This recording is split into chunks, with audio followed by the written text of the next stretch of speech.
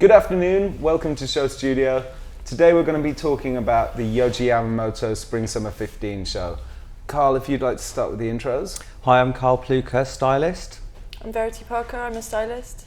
I'm Lucy Moore, director of Claire de Rouen Books. I'm Daryoush Haj-Najafi, writer. So why are we excited to talk about Yohji Yamamoto today? Or why do we love Yoji? Karl, why don't you begin? Well, I've always loved Yoji. I was thinking about it earlier. I'm not sure why. I think when I first started working in fashion, Yoji would have been, when you went to Paris, one of the most exciting shows that you'd go to that season. And I've got a real soft spot for him, and I think he's obviously very consistent. You kind of know what it's going to be, but you don't know what it's going to be. And I just like the way it's not about anything to do with current trends, which is not something I'm particularly interested in either. But I just think it's always a great show, and I'm always excited by it.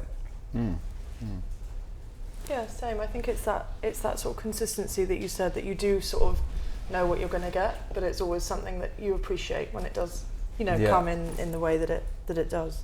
It's just a nice one, a staple. Yeah, for sure. Yeah, I guess my sort of love of him has grown since I've been running Claire de Rouen, mainly because right at the beginning of running the shop I discovered a catalogue from 87, 88 menswear that Nick shot actually, and it's just the most incredible kind of groundbreaking paper object, and through sort of researching that, I kind of fell in love again with him. So yeah, I guess he sort of it's you know what to expect, but he also has that whole thing of kind of confronting his previous work and kind of messing with it, which is good, I think. Yeah, it's quite a legacy, isn't it? I guess that you got to work with. When there seems to be a sort of bubbling up of new interest in him as well. I've noticed that sort of definitely with some of the recent graduates, there seems to be quite a focus on him, and it was very exciting. I interviewed him a few months ago, and so spoke to lots of people that were around at the time who saw the first show, and very sort of French, but the rupture in fashion that he represented, to go from that, obviously this is women's wear, but to go from that glitzy Amazonian Helmut Newton woman to this totally different thing. It's really, really interesting. And his ideas, though he's less famous for the menswear, I guess his ideas on menswear, he's got very set. And one of the most fantastic things he said to me during the interview was like, if I see two trendy men, I ask myself why. He goes, why? And then he goes, I ask myself, are you okay? And because he's like, he doesn't like to see, a too trendy man, which I loved because I thought it's very true. A man shouldn't be too much. Too much. But isn't it interesting as well that he always likes his men's clothes to be worn by women? Because I noticed that you guys were like kind of a bit upset about the fact that there were so many women in the Prada show, which have nothing really to do with the men's clothes.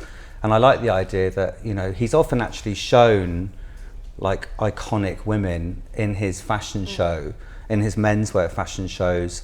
And I think that's great. I mean, I remember about 17 or 18 years ago, when I was a fashion editor, I was at one of his menswear shows in Paris. I think it was one of those like 9 o'clock at night, really dark, cold winter shows. And it was a show where it wasn't a runway, it was the models all walked around these tables.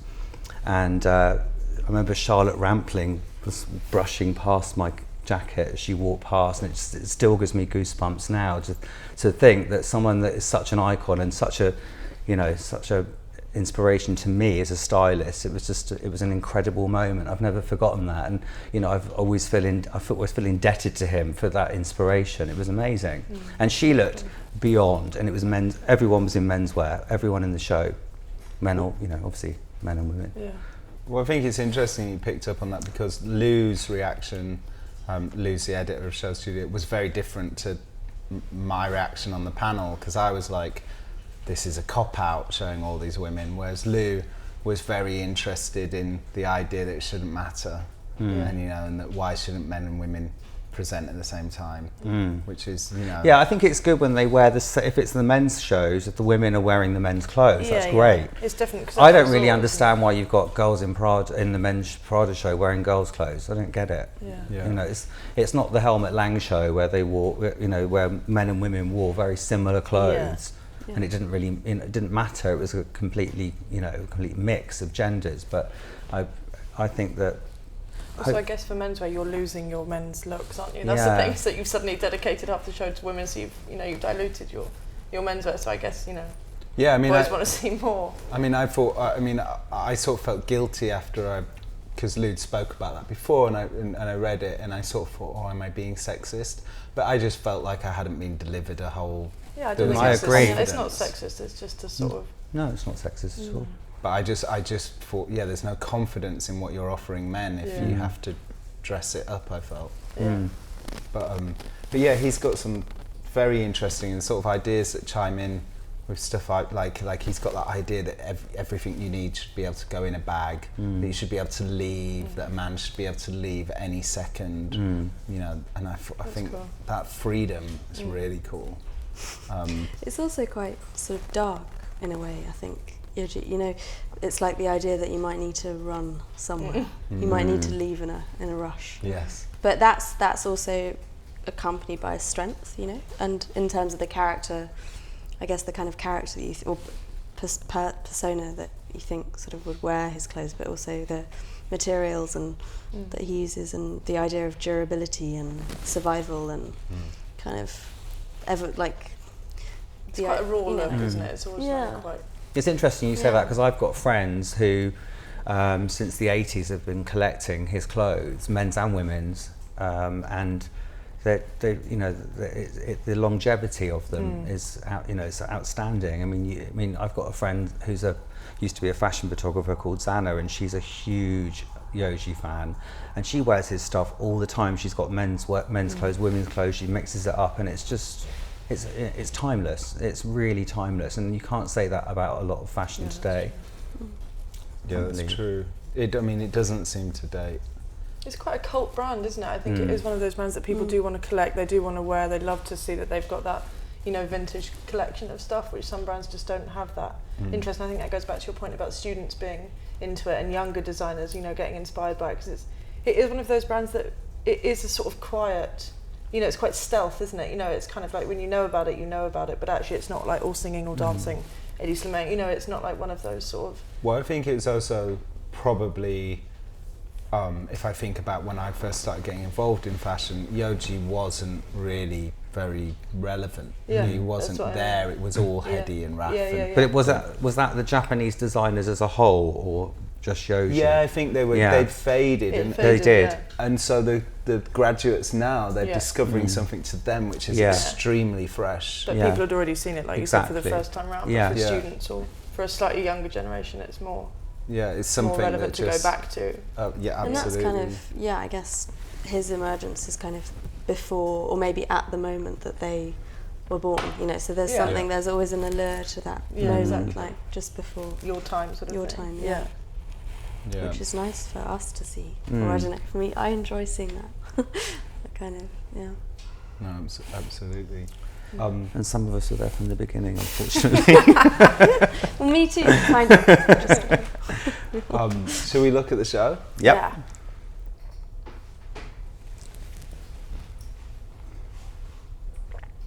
Perfect. Any of you want to chime in with your thoughts?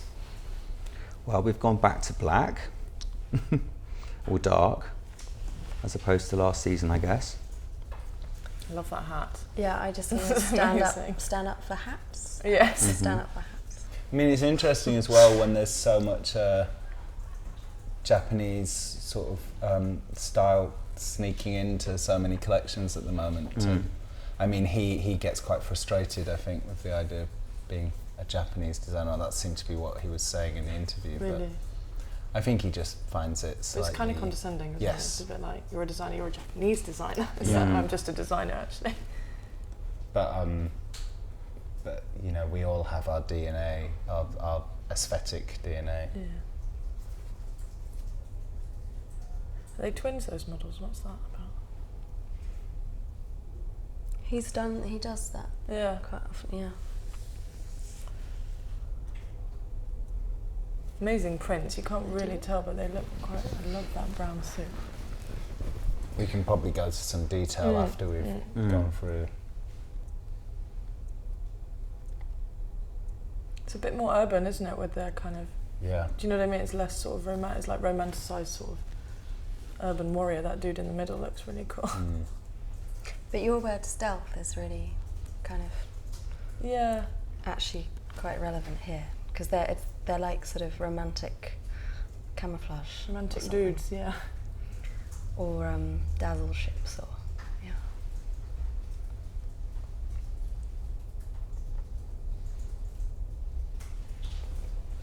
They've all got scarves under those hats as well. It's not just the hat, is it? They've got those bandana scarves.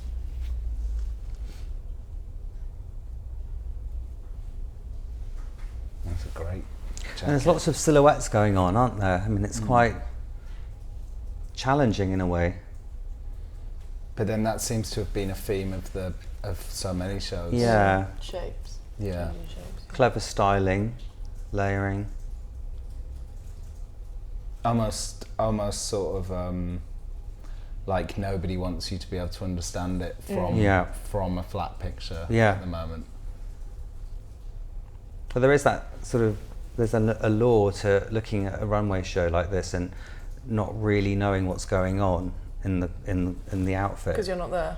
Yeah, and also it's like, you know, what is it? What are the components of the outfit? Yeah. I mean, I always find that as a stylist that intrigues me the most when I look at a show. Like I looked at Hyder Ackerman online earlier, and I was just like, oh my god, I'm so jealous that I didn't style that, because it's so interesting, it's so clever. It's true. Does it work when it's moving? I don't know, Yeah. but it's just, you know, this obviously does, and it's, you don't really know what they're wearing in some of the outfits. The art of layering thing is very Yeah. clever when it's done nicely.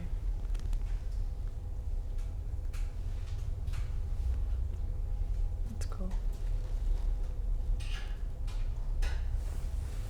I guess also he can do that so easily in kind of, he can innovate with that idea of layering each season, because he, at the same time, we recognise some of the shapes, because they are consistent. Yeah. That kind of cocoon jacket. Yeah, that's true. Which is really nice. I have to say, I'm already liking this much more than I did last season. Yeah, absolutely. That seems to be a bit of that last 24 seems to almost be a kind of self-portrait. Yeah, Yeah. it's true. I mean, the funny thing about Yoji is, I mean, I don't feel like I'm the right shape for it. I think you need to be quite tall and long, but I always feel like, even though I'm my age, I never feel like I'm grown up enough for it, which I quite like, because I always feel like it's like this little carrot in the distance, that I can't grab. But he's not tall and long. I know, but yeah. But it He's doesn't. amazingly stylish, though. He's Yeah. amazingly stylish. Quite. It was interesting to read up on. He's quite a success with the ladies, I think. Really? So yeah. Did you ask him about that? I couldn't really. He gave you that impression. Is he married? He has a daughter. Right. Yeah, he has a daughter. I can't remember whether he's married, but he has quite a beautiful daughter. Who's a designer? Yeah, and she has like a big Instagram and stuff. And he has his mum is still around. Right. And because with the women's wear, there's such a story about his mother and. So she must be like nearly 100. Yeah. Yeah. But I don't know about These why. are beautiful. I love that These denim, yeah. But you're right, it does actually really feel like him, doesn't it? It feels like the Yeah. way he dresses in a Yeah. funny sort of way. But I think that, you know, that shining through of that kind of energy is a bit different. You know? Yeah. It's like old French workwear, isn't it? Like all those sort of, that Savage denim blue is gorgeous.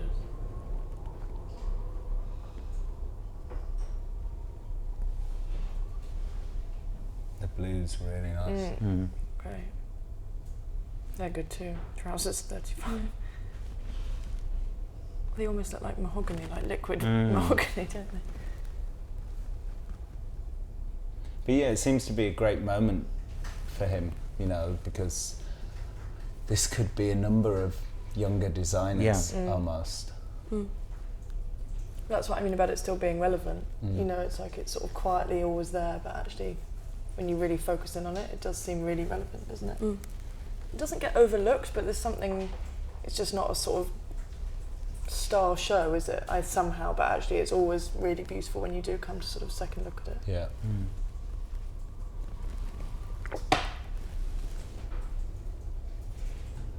Well, advertising budgets twins? sometimes help some shows Exactly. become star shows. Yeah, totally.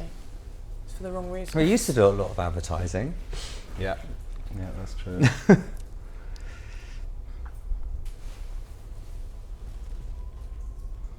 It just feels very confident, doesn't it? It just feels very well thought out. It's just cool. It's Yeah. just really cool. Yeah. It's like, but I mean, it's quite different silhouettes. You know, so the grey centre suit that's actually pretty tailored for him, and then you know, those are proper sort of culotte trousers. It's like it's quite confident to do all those different sort of shapes and styles. Yeah. It's quite a different thing.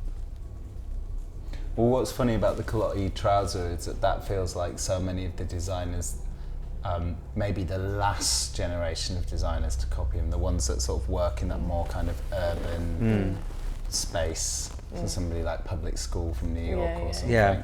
Feels more like what they might do. Let's have a look at him. Yeah, I wanted to see that. What's he wearing? What's on his He t-shirt? does look quite short Yeah, there. he does actually. It might not be a very flattering picture. He looks like he's got something stuck on his chest. That's what I was wondering if it was like a sort of Like looks like a protest Vivienne t-shirt. Westwood Yeah, it moment. does. Yeah, exactly. Campaign.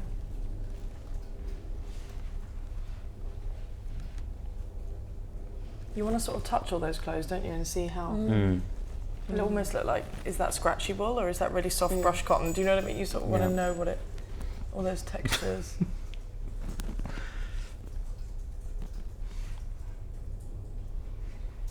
It's interesting as well that it's always such a different proposal from what he does for women's. But can you see women wearing these clothes? There must be women that buy them. Yeah. I'd wear these clothes. Yeah. I'd love to wear these clothes. Yeah.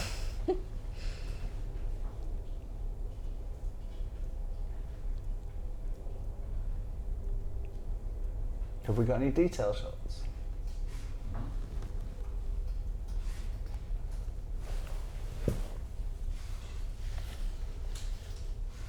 Yeah, I'm loving Mr. Yoji the model. He is gorgeous, isn't he?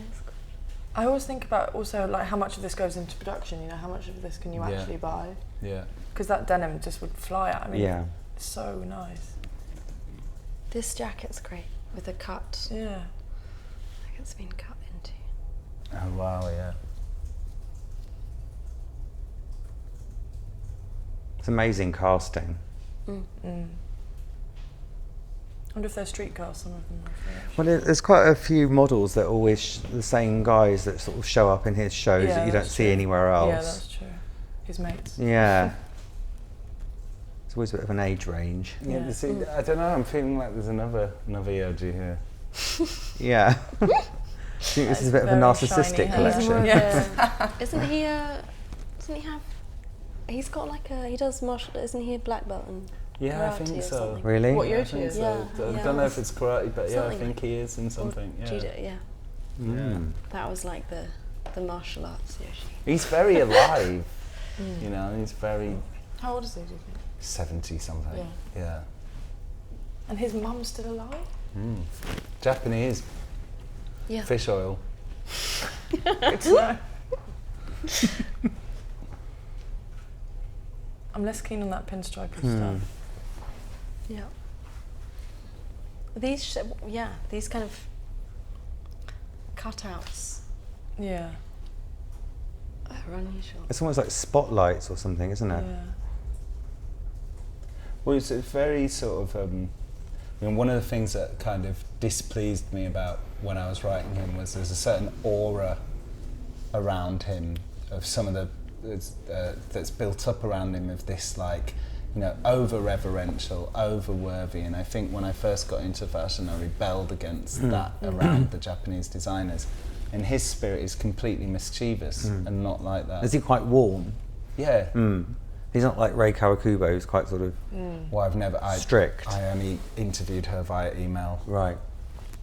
Yeah, so I don't know how, I couldn't tell how warm she was. Right. But, you know, he's quite mischievous, but I think some of it comes from, he sort of told me there was this like 10-year period where he just, which was very interesting actually, because it's often a criticism of Asian people, there's this terrible criticism of of copying. But the way he put it was that there's 10 years where that's how he learned. So, you know, he's like, that's what people should do. They should copy, copy, copy. And he said this was before he did his label publicly. And then he was ready to just be himself and do what he wanted. And I thought that's extraordinarily powerful advice. Like, And everybody very should honest, do actually. that. Yeah. To really admit that and say, actually, that's what I did. Yeah. I mean, it was before he did Paris, right? Yeah, sure. So he spent this 10 years learning. But it makes sense, right? Yeah. Yeah, It it like that, it seems so obvious to learn. that Learning way. technique.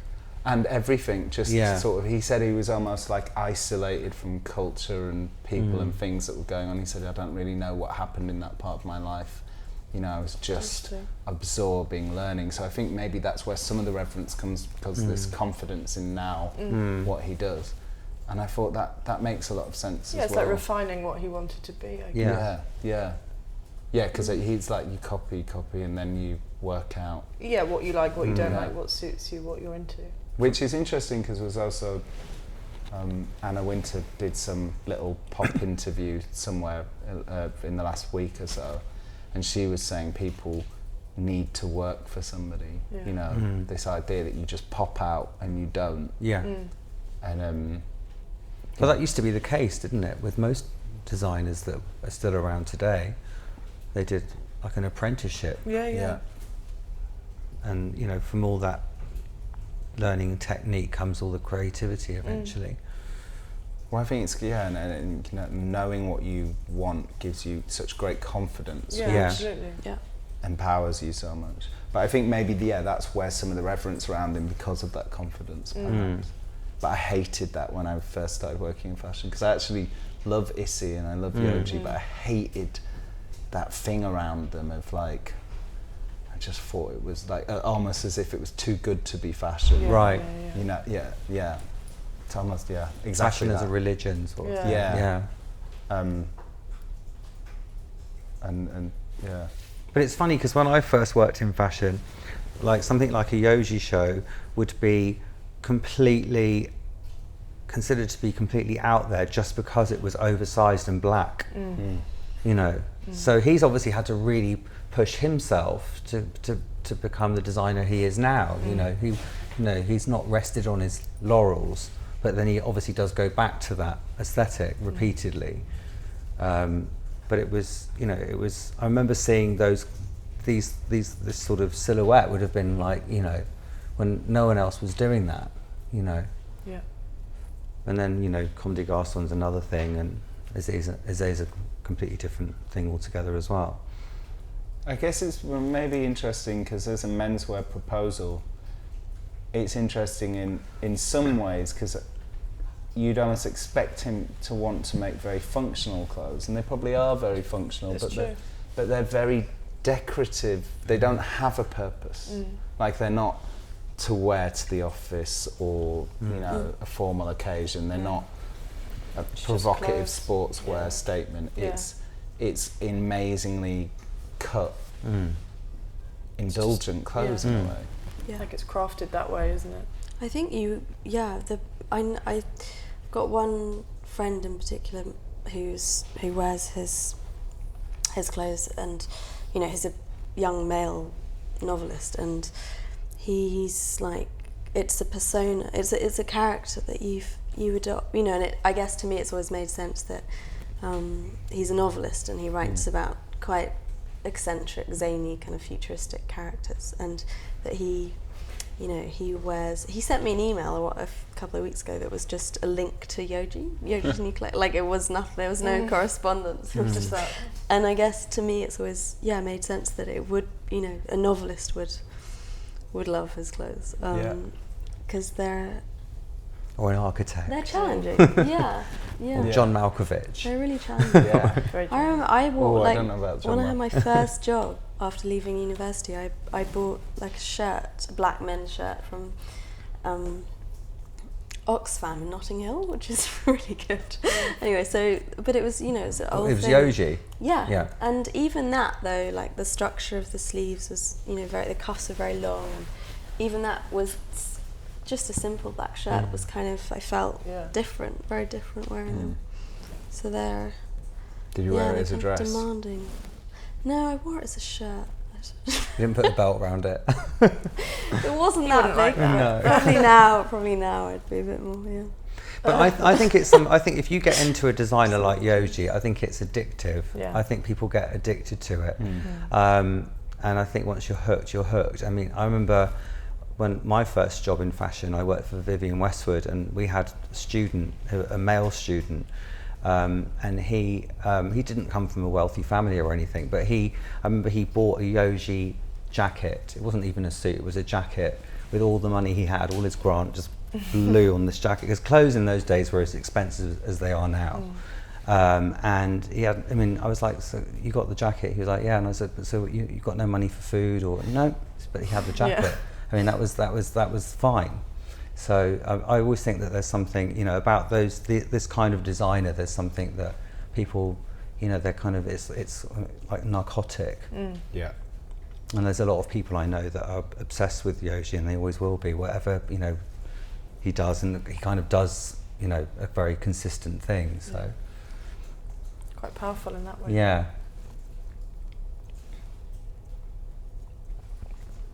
Those are great, those three, aren't they, actually? Together, especially.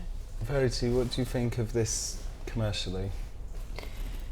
Like I said, I don't know how much of it goes into production. It'd be interesting to know. But I mean, it's like Karl said. I think, you know, commercially, I think people can definitely buy it. You know, people are into it, they will buy it, and you know, people shoot it a lot, so it gets, you know, especially probably more for men's than women's, maybe for in what we do, like, you know, for proper editorials. But I mean, I think it's definitely something that's commercially viable, because imagine when you split it all up, you know, it's like you don't have to wear that as a pyjama suit with a bandana. Yeah. You know, you literally just wear the trousers with a t-shirt and some trainers. Yeah. I mean, that's how I would style it, that's how I would wear it. Yeah. And I think that's probably commercially how people do buy it. You buy pieces. I think there's definitely people around the world that wear it as a look, but they're probably less. Wasn't Fat Karl a Yoji? Fat Karl, love that. Yeah, he was. Yeah, I definitely. guess it could be forgiving for a fat Karl. Yeah. A big loose shirt and some sort of Yeah. crop And also trousers. maybe Zaha Hadid, Yeah. I think, as well. So Yoji devotee. Yeah. The hats kind of demand another piece though, don't they? Like, I don't think you could wear... What do you think? Well, I was just thinking, talking about it commercially, maybe he should just send the whole collection to Pharrell, and if he starts wearing it, then it's a done deal. Yeah, right? he probably does, right? You'd imagine he'd wear a bit of the... Well, obviously the hat in number 2, but I mean, I think it's, you know, I think it's kind of, if you get the right person behind it, it could be quite, you know, promoted quite well, I should say. Yeah. Surely somebody who makes moisturiser just needs to buy Pharrell. Right. Yeah. I mean, that's surely a done... Because he's 55, right? Yeah. But surely it's a done deal. I mean, I don't know what else to say. I mean, it's just a very sort of consistent, very very sort of perfect Yoji show, isn't it, really? I mean, what it's hard to sort of It's funny, say more about it because you can't see the fabric so much. Yeah. But you feel quite pleased by it, don't Yeah. you? You feel like sort of you could keep It's looking at effortless. it. Yeah, it's really effortless. Yeah. Yeah.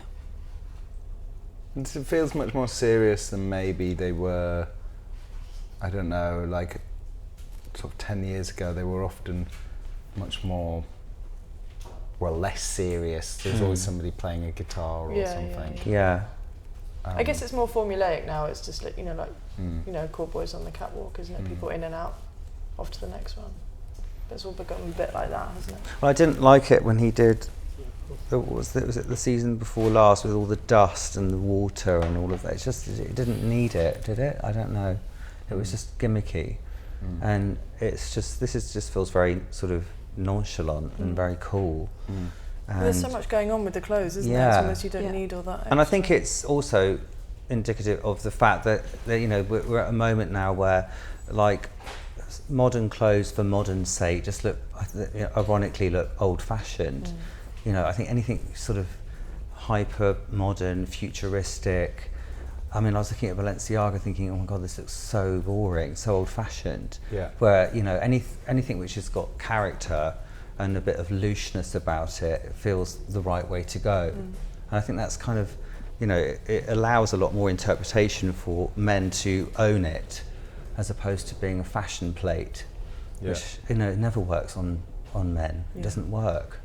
So, I mean, which is precisely what he was saying, I guess. Yeah. Yeah, and I guess in terms of I'm just thinking back to the kind of 80s, mid-80s, where, you know, things really changed, and I think there was like almost like looking back to, say, the 60s and that kind of, you know, David Bailey's kind of looking at the person and not, like, almost like you don't need context, like no one needs context. It's just about that kind of very a clarity of shape and character, and I guess that's still, I think that's kind of still here in these clothes, and really feels much more relevant to our time now, and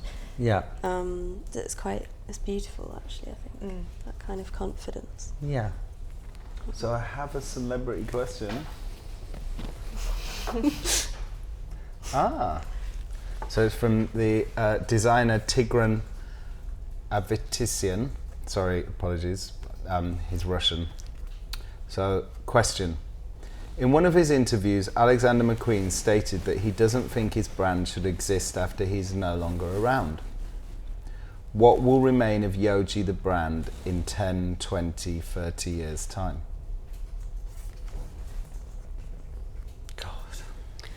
Quite a good question. I mean, my immediate thought is thinking about what you said, Karl, is that probably his clothes, the clothes that he's made, will sustain into the future, and that people will buy those. I don't know. I almost feel like that would be the right thing to happen. I mean, I hate to mention the term codes of the house. It's not my favourite thing to say, but I mean, there's so much going on in that house. It's not difficult, is it, for somebody to come in and take the reins? And, you know, we've seen so much of that anyway. Old houses, old French houses being, you know, revitalised. I don't think it would be a difficult thing, and I think, you know, why not? I mean, he's a cult brand. He's an icon, Yohji Yamamoto. So why not continue it? Well, we've spoken about it a bit this season about how much. And probably it's partly an internet thing because old imagery is so accessible now, and how much we would all love to buy from long gone collections. And then, of course, when you're the designer, you're the creative, you don't want to revisit what you've done. But there's obviously a space for that. Verity, what do you think? I was just thinking it'd be interesting as to which way they would go, like, you know, to keep, obviously you keep the house going, whatever, but do you get somebody, like you said, Karl, that goes and uses the codes of the house and replicates what you've always done? Or completely ignore them, or do you like completely Hedi ignore Slimane? them I don't know. Go in and do your own thing and modernise it and make it feel like a new brand with the existing, you know, with the existing sort of... The other thing is that his kind of very close relationships with some of the Japanese, you know, manufacturers and craftsmen and women is kind of, there's almost a responsibility there to continue that relationship. And but you could do that in a few ways. It could be, you? it could be sort of redefined. It'd be quite interesting actually to get a really big appointment and have like a kid, you know, like the coolest kid around to actually go in and do that. Because there isn't a lot of it made in Japan. Yeah. I mean, it feels like if he didn't exist, there would be a huge gap. If Yohji Yamamoto wasn't there, it's a big gap, right? And there's no one else that does a similar thing. So he told me in my interview that he was thinking very much that he doesn't want it to carry on. I just thought I thought that would kill it if I said that at the beginning. Yeah, exactly. So I get that though as well. Yeah, me too. Yeah. Because I think he's like, what would be left or what would happen, you know. His daughter? I think, maybe. She's the legacy. It's interesting how people decide if they're either controlling enough to actually think, right, well, that's enough, it can't carry on with it, or they're sort of egotistical enough to think, okay, let's just carry it on as my legacy, it's all about me, I'll always be around, you know, even if I'm not physically. Yeah. Do you know, it's quite interesting which way people go. But funnily enough, I've actually never met him. So do you think he's quite controlling, or do you think he lets his other designers and people he works with get involved a lot, or is he? I mean, I was only with him for a short period of time, so I don't know, but I mean, he seems incredibly nice. Yeah. I can't imagine that he's a control freak, but I think he knows his mind. I think from interviewing other people that had worked with him, he seemed to be very enabling of others' creative talents. So I don't know how that links into the not. I mean, it's fair enough if you put your whole heart and soul into something. I can see that he wouldn't want it to go through a corporate machine. I think that's, I was just going to say, I think that's really probably what he meant, like maybe not turning it into like, you know, 20 fragrances a year and making it into that sort of, you know, using his name, basically. And I've always felt like, sort of out from observing from the outside in, that Japanese designers seem to work in quite a democratic way. So it's not like, you know, the designer and a super stylist, you know, deciding what all the look. There seems to be like quite. I've sort of popped into Com and Issei and stuff before their shows, and there's like a big team of people, and they're all working on the styling. They're all working on, you know, with the hair and makeup people, etc. So it feels like a big team effort. Well, in working for Japanese magazines, I always noticed that they would say, we want you to do this, and but that would be it. Right. Whereas with Western editors, they'll tell you what to write about, what to include, what to, you know. Whereas, so it seemed that would make sense, you know. And when I talked to people that had contributed to his work, they said he was very much like, I'd like X, but what your definition of X was. I'd like Sky. Because you can still be enabling and controlling in a funny way, can't you, at the same time? Yeah. So your definition. I interviewed Peter Saville about the catalogue, and you know, he definitely said that. I think his phrase was like, once the clothes had left the scissor, they were kind of they were on their own journey. That he wasn't so kind of such a control freak about, and that's kind of. There's an intelligence in that too, because then you allow other. Yeah, totally. Because a lot of designers aren't like that, you know. No. Yeah. That's rare. Yeah. Well, I mean, you can see it also in the clothes. I mean, that's what I was just going to say. It seems quite.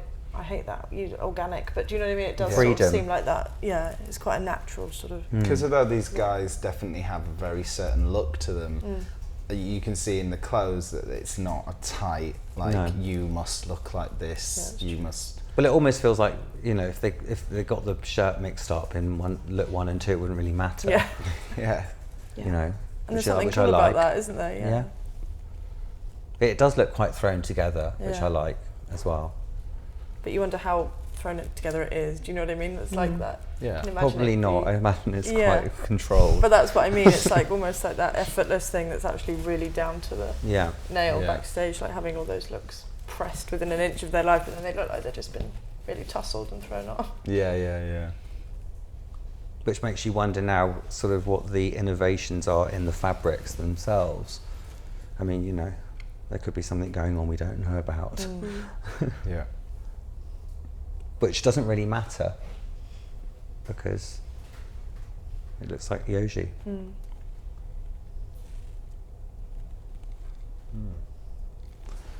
So, closing comments. Do you want to start on our closing comments? I think they're beautiful. It's a beautiful, beautiful show. And kind of, I naturally kind of align myself with the evergreen, you know, the universal. And this feels like it's nice. Explain. Well, I mean, just in a very practical way, in my bookshop, for example, I have certain books that I'll just buy again and again and again because I know that they're brilliant. They don't stop being brilliant. Staple, and I don't like privileging the new over the old.